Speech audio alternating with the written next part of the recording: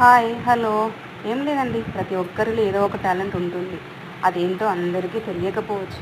But ఆ hidden టాలెంట్ని గుర్తించి అడుగు ముందుకు వేయాలి అన్నది నా ఉద్దేశం. ఏమంటారు?